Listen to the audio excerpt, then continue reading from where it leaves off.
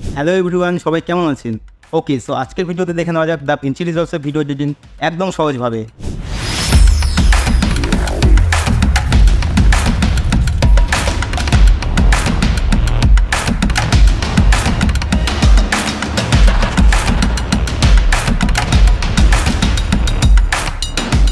আচ্ছা, আমরা আমাদের DaVinci ওপেন করে নিয়েছি। করার পরে এরকম একটা ইন্টারফেস চলে আসবে। এখন আমাদের একটি নতুন প্রজেক্ট ক্রিয়েট করতে হবে। তার জন্য আমরা কি করব, এখান থেকে নিউ প্রজেক্ট ওপেন করতে পারি বা এখান থেকে আনটাইটেলটা ওপেন করতে পারি, ঠিক আছে? আর আমি আগের থেকে যে প্রজেক্টগুলো কাজ করে রেখেছি এই প্রজেক্টগুলো আমরা ইম্পোর্ট করতে পারি, আবার এক্সপোর্টও করতে পারি।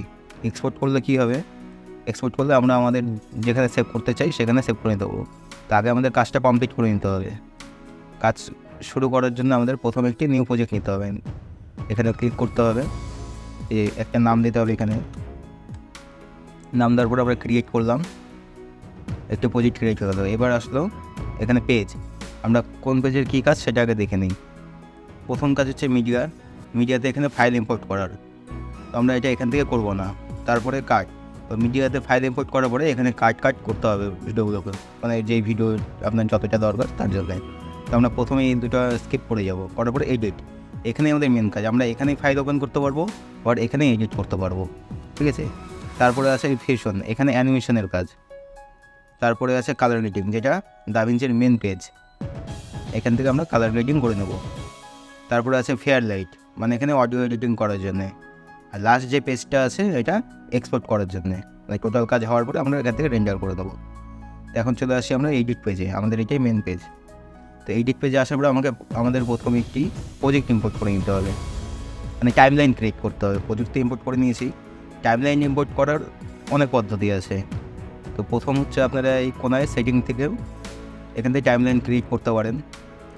আপনাদের যে রেজলিউশন লাগবে, ধরে নেন 1920x1080, আমি ধরুন 25 ফ্রেম নিয়ে এলাম। আপনারা 25 ফ্রেম সিলেক্ট করবেন এই কারণেই, কারণ আমাদের ইন্ডিয়াতে যত টিভি আছে বেশিরভাগ 25 FPS সাপোর্ট করার পরে আপনারা লাস্টে চলে যাবেন কালার ম্যানেজমেন্ট। এখান থেকে আপনারা একটা দেখে নেবেন DaVinci YRGB যাতে থাকে কালার সেন্স, আর টাইমলাইন কালার স্পেস Rec 709 থাকবে, আউটপুট কালার স্পেসটাও Rec 709 থাকবে, বা আপনারা গামা 2.4ও রাখতে পারেন। আমি Rec 709 করে দিলাম, করে সেভ করলাম। তো এখান থেকে আমরা সিকোয়েন্স সেটিং করতে পারি। আবার আর একটা অপশান আছে, এটা হচ্ছে আমাদের মিডিয়া পুল। এই যে মিডিয়া পুল থেকে আমরা টোটাল আমাদের যে ফাইল আছে সেগুলো ইম্পোর্ট করবো। তো প্রথমে এখন মাস্টারে আছে, মাস্টারে আসার পরে এখানে ফাঁকা জায়গায় রাইট ক্লিক করবো, টাইমলাইন, ক্রিয়েট নিউ টাইমলাইন। এখানে আসার পরে আমরা এই যে এখানে এখন দেখে ফাঁকা আছে টাইমলাইনটা। এখানে যে আমাদের টাইমলাইনের যে অডিও ভিডিও ট্র্যাকগুলো নিতে হবে সেটা আমাদের কতগুলো লাগবে। আমি ধরুন ভিডিওর জন্য 2টো এলাম, অডিওর জন্য 2টো এলাম। পরে চাইলে আপনারা বাড়াতেও পারবেন। এখন আমার 2টো করে থাকলো। এই যে এখানে একটি টিক দেওয়া আছে ইউজ প্রজেক্ট সেটিং, এটাকে যদি আনচেক করে দিই আমরা, আবার সেম ফরম্যাটটাই চলে আসবে এর আগে যেটা আমরা সেটিং করলাম 1920x1080 25 FPS। চাইলে আপনারা এখান থেকেও চেঞ্জ করতে পারেন, ওখান থেকেও করতে পারেন। DaVinciতে অনেক অপশান আছে, এক একজন এক এক স্টাইলে কাজ করে, ঠিক আছে? তো আমরা ইউজ প্রজেক্ট সেটিংই করলাম, যেহেতু আমরা সেভ করে ফেলে দিয়েছি এটা। এবার ক্রিয়েট করে নিলাম। ক্রিয়েট করার পরে এই যে আমার 2টো ভিডিও লাইন চলে আসলো, 2টো অডিও লাইন চলে আসলো। এই হচ্ছে টাইমলাইন সেটিং। আচ্ছা, মাস্টারের মধ্যে আমাদের টাইমলাইনটা ক্রিয়েট হয়ে গেল। এরপর আমাদের একটি ভিডিও ইম্পোর্ট করতে হবে।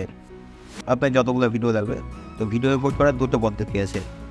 এক হচ্ছে আমরা এখান থেকে ধরে নেন যেখানে আমাদের ভিডিও ফাইল আছে, ডেস্কটপ যেখানে যাদের ফাইল আছে, ধরে নেন এখান থেকে আমি একটি ফাইল নিই বা সব কটা ফাইল নিই, আমি ড্র্যাগ অ্যান্ড ড্রপ করতে পারি।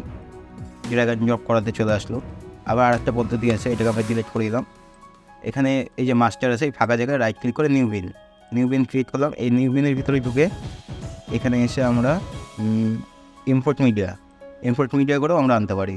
এই ডেস্কটপ যেখানে আমাদের ফাইল আছে, ধরুন 2টো ফাইল এরকম ওপেন, এইগুলো আমরা ইম্পোর্ট করতে পারি। এবার আপনাদের যদি সং লাগে, তার জন্য আপনারা একটা ফাইলের মধ্যে বেশি হেবি করবেন না, তাতে আপনাদের কাজ করতে অসুবিধা হবে। যেহেতু আপনারা ওয়েডিং এডিট করবে, আপনাদের প্রচুর ফাইল থাকে, তো সেগুলো গুছিয়ে কাজ করতে হবে। তার জন্য আবার আরেকটু নিয়ে নিলাম।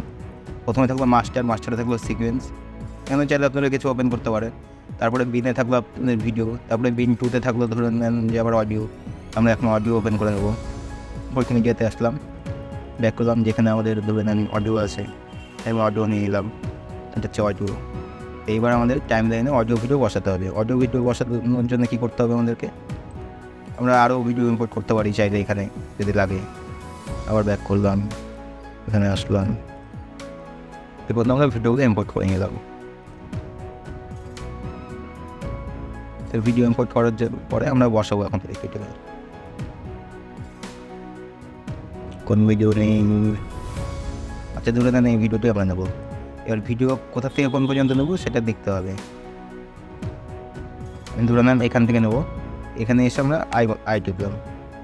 আই দেওয়ার পরে কিছুটা এগিয়ে গেলাম যতটা আমাদের দরকার, ধরেন এই পর্যন্ত নেবো। এখানে গিয়ে আইও দেওয়ার পরে এবার যখন আমরা ভিডিওতে ক্লিক করছি তখন দেখেন এখানে অডিও আর ভিডিওর অপশান আসছে। আমরা এখান থেকে কী নেবো, অডিও ভিডিও নেবো না? যদি এখান থেকে টেনে নামাই তাহলে দুটোই আসবে, আর যদি এখান থেকে সিলেক্ট করে নামাই তাহলে এটা ভিডিও এটা অডিও। তাহলে ধরেন ভিডিওটা নেবো, এখান থেকে ভিডিওতে ক্লিক করে ভিডিওটা নামিয়ে দিলাম। এরকম করে একটা একটা করে যত আমাদের দরকার আছে ফাইল সেগুলো আমরা নামিয়ে নেবো। ধরে নেন এটাকে এখান থেকে দরকার আই, যতটা দরকার ও। এবার এখানে এসে আবার এই যে ভিডিওটা নিয়ে নিলাম, এরকম কাট করে যতটা দরকার আমরা নিয়ে নেবো। নেওয়ার পর আমরা বিনফুতে চলে আসলাম, এখান থেকে নিতে হবে আমাদের অডিওটাকে এখান থেকে ধরে নিয়ে এখান থেকে ড্র্যাগ অ্যান্ড ড্রপ করে দিলাম। এই আমাদের চলে আসলো অডিও ভিডিও। তো আজকের ভিডিওতে আপনারা দেখে নিলেন কী করে আমরা একটু টাইমলাইন ক্রিয়েট করতে পারি, অডিও ভিডিও ইম্পোর্ট করতে পারি। তো নেক্সট ভিডিওর জন্য আপনারা অপেক্ষা করুন, আরও অনেক কিছু শেখার আছে। এই ভিডিওটি ভালো লাগলে অবশ্যই লাইক, কমেন্ট, শেয়ার, সাবস্ক্রাইব করে দেবেন। ধন্যবাদ।